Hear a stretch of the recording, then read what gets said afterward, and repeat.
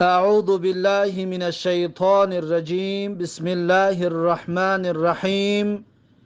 الحمد لله، الصلاة والسلام على رسول الله، ثم أما بعد. السلام عليكم ورحمة الله وبركاته. امام نووی رحمه الله در کتاب ریاض الصالحینش میگوید: باب سنت المغرب بعدها و قبلها، یعنی که باب در مسئله سنت شام، سنت نماز شام، بعدها و قبلها، یعنی بعد از نماز شام و پیش از نماز شام سنتی که وجود دارد. در اینجا امام نووی رحمه الله درباره این سنت ها برای ما و شما دلایل تقدیم میکند. یعنی نماز شام سنت راتبه دارد بعدش و سنت غیر راتبه دارد پیش از نماز شام. اکنون امام نووی رحمه الله میگوید: تقدم فی هذه الابواب حدیث ابن عمر و حدیث عائشه و هما صحیحان. میگه گذشت در همین بابها حدیث ابن عمر و حدیث عایشه و هر دی اون حدیثا که صحیح هستند.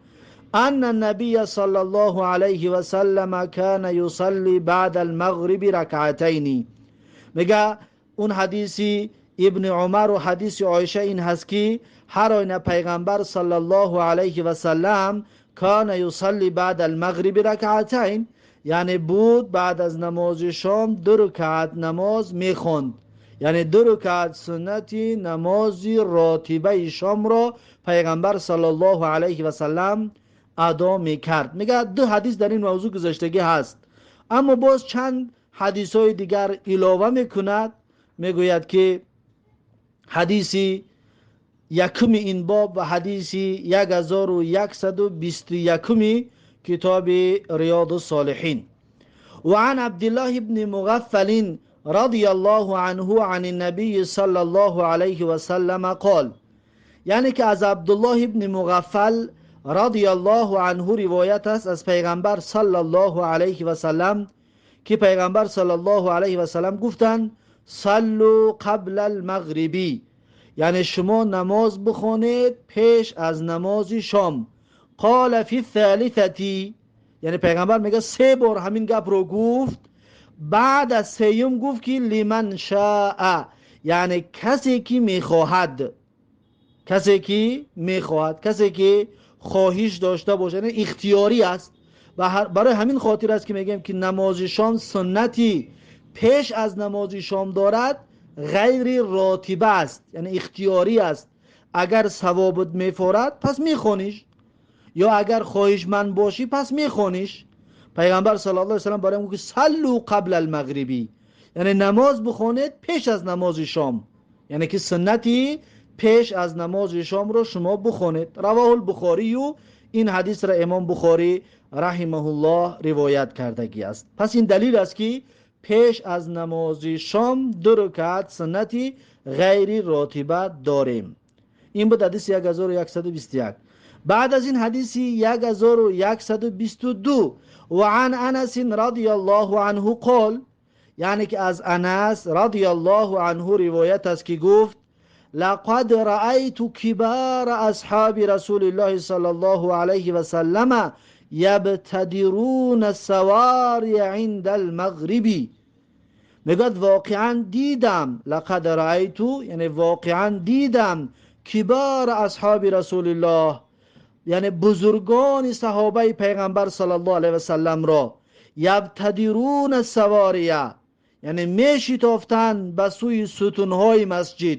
سواری یعنی که جمع ساریه هست، یعنی که ستونها، استوانه هایی که در مسجد ها هست. در مسجد ستونی که در بینش هست، یا که در هر جای مسجد ستون که هست، همون را میگن ساریه. پس سواریه جمع ساریه است، یعنی که یبتدرون سواریه، یعنی میشتافتند، یعنی زود میرفتند، با سرعت میرفتند نزد ستونهای مسجد. این در المغرب، پیش از شام، در وقت شام.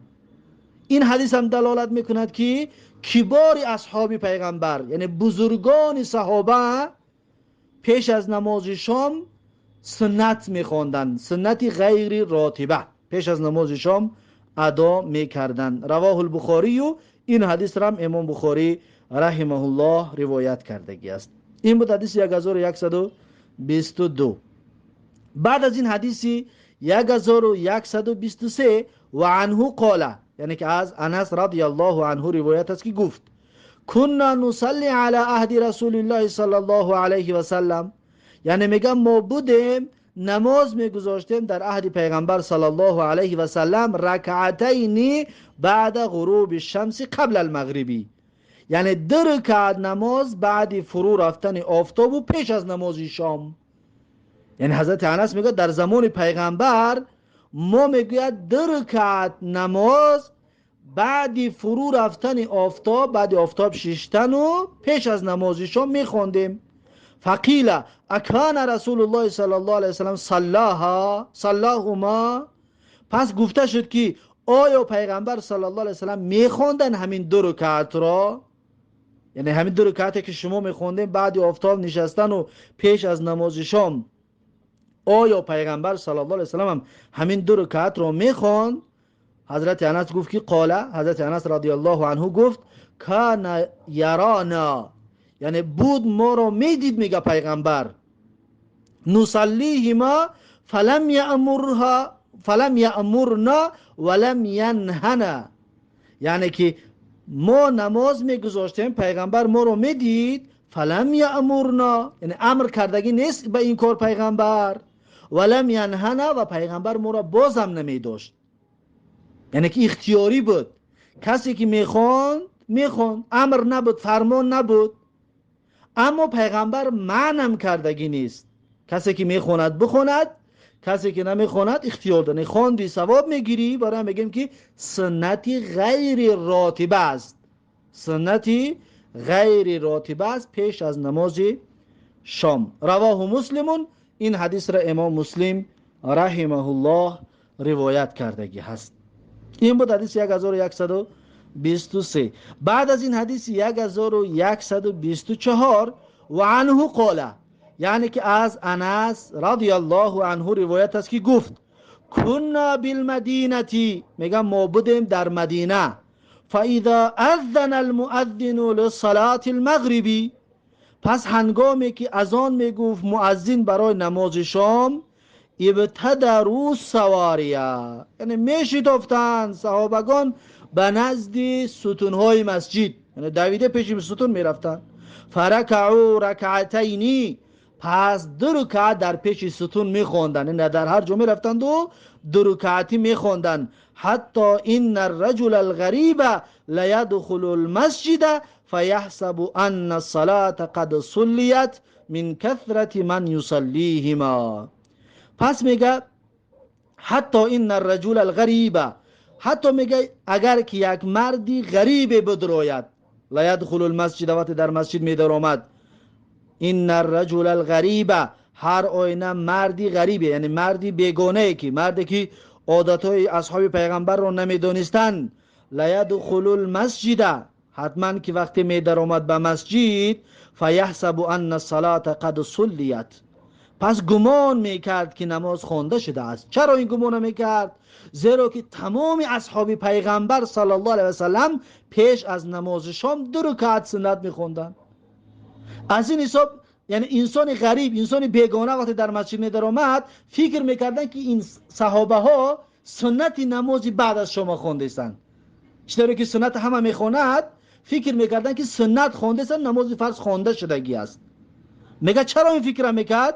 من کثرت من یصلیهما، از فراوان بودن کسانی که این 2 رکعت نماز رو میخوندن، یعنی تقریبا همه اصحاب پیغمبر بسیارش این 2 رکعت سنت رو میخوندن.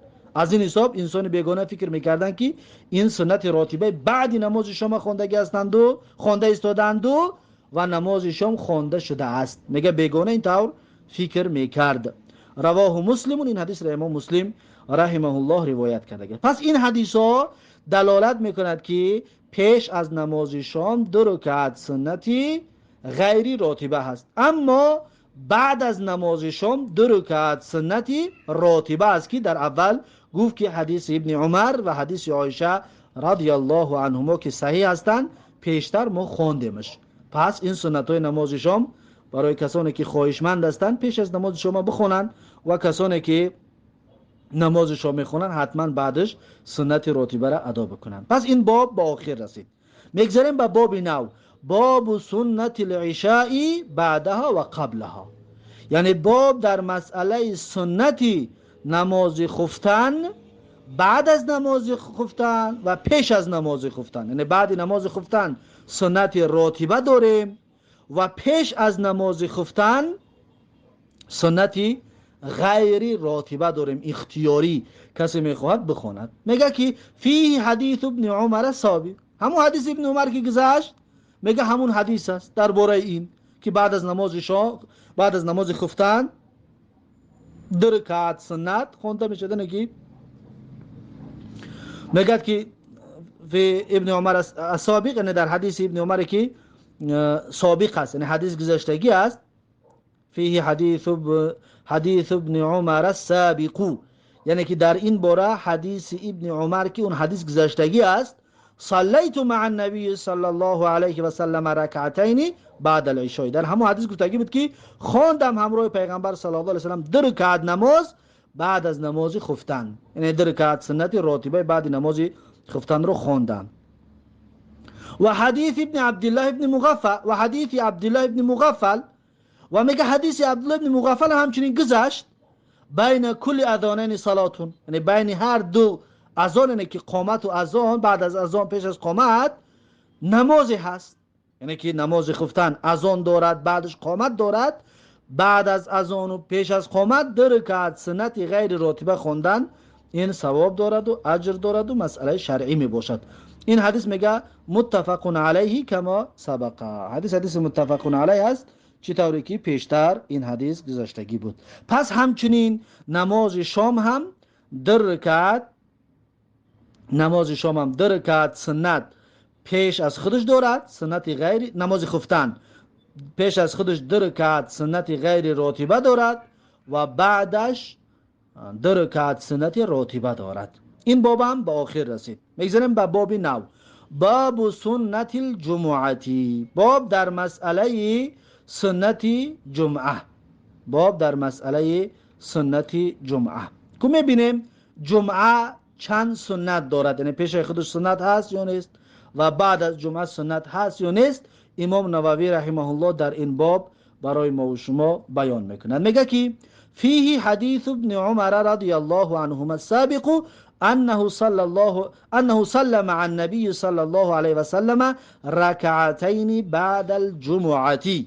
در این باره میگه حدیث ابن عمر رضی الله عنهما هست که اون حدیث گذشت از سابقو، یعنی حدیث پیشینه است، یعنی که پیشتر گذشتگی است. انه صلى مع النبي صلی الله علیه و سلم، هر آینه ابن عمر نماز گذاشتگی است همراه پیغمبر صلی الله علیه و سلم رکعتین بعد الجمعه، یعنی 2 رکعت بعد از نماز جمعه. پس معلوم شد که 2 رکعت سنت بعد از نماز جمعه راتبه هست، این باید خوانده شود، این ثابت است. این میگه حدیث متفق علیه بود، پیشتر خوندگی است، برای خاطر امام نووی در اینجا رقم نگذاشت که حدیثی چند گفته رقم نگذاشت. اکنون حدیث نو برای ما و شما میارد، حدیثی 1125 کتاب ریاض الصالحین هست. میگوید که وعن ابی هریره رضی الله عنه قال، یعنی که از ابو هریره رضی الله عنه روایت است که گفت قال رسول الله صلی الله علیه و سلم، میگه پیغمبر صلی الله علیه و سلم گفتن اذا صلى احدكم الجمعه، یعنی هنگامی که خواند کسی از شما نماز جمعه را، یعنی وقتی نماز جمعه را میخوانید بعد نماز جمعه فلیصلی بعدها 4، بعد از نماز جمعه میگه باید 4 رکعت نماز بخواند. یعنی این حدیث رواه مسلمون، این حدیث را امام مسلم رحمه الله روایت کرده است. پس بعد از نماز جمعه 4 رکعت خواندن هم سنت راتبه است، یعنی میتونی که 2 رکعت بخونی، میتونی که 4 رکعت بخونی، این هم سنت راتبه هست. این بود حدیث 1125. بعد از این حدیث 1126 کتاب ریاض الصالحین، عن ابن عمر رضی الله عنهما، یعنی که از ابن عمر رضی الله عنهما روایت است، ان النبي صلی الله علیه و سلم كان لا يصلي بعد الجمعه حتى ينصرف فيصلي ركعتين في بيته. میگد که هر آینه پیغمبر صلی الله علیه و سلم کان لا یصلی بعد الجمعه، یعنی بعد از نماز جمعه نماز نمیخوند حتی ینصرف، تا اینکه منصرف میشد و میخست از مسجد میرفت. فیصلی رکعتین فی بیتی، 2 رکعت سنتی بعد از نماز جمعه را میگه میرفت در خانه اش میخوند. پیغمبر صلی الله علیه و سلم 2 رکعت سنتی جمعه را در مسجد نی بلکه در خانه اش رفته ادا میکرد. رواه مسلمون، این حدیث را امام مسلم رحمه الله روایت کرده است. پس از این باب ما چی فهمیدیم؟ باب سنت نماز جمعه، یعنی که نماز جمعه پیش از فرض سنتی وجود ندارد. سنت وجود نداره. اگر سنت می بود امام نووی رحمه الله در اینجا ذکر میکرد که سنت نماز جمعه پیش از جمعه، اما ببین چند حدیثی که آورد همش دلالت میکند بعد از نماز جمعه، همش دلالت میکند بعد از نماز جمعه، نه پیش از فرض جمعه. پیش از نماز جمعه یگان سنتی راتبه وجود ندارد بلکه مستحب است. مسجد که میره تحیه مسجد بخون، نافله بخون، 2 4 6 8 رکعت بخون، این برای تو اجازت است، اما اون سنت نیست، اون راتبه نیست، از پیغمبر صلی الله علیه و سلم اون ثابت شدگی نیست، اما اون نافله هست. چطور که گفتیم نماز شام پیش خودش نافله دارد، سنتی غیر راتبه دارد، نماز خفتن پیش خودش سنتی غیر راتبه دارد، پس نماز جمعه هم پیش خودش مستحب هست، نافله هست، اما سنتی راتبه پیش از نماز جمعه وجود ندارد.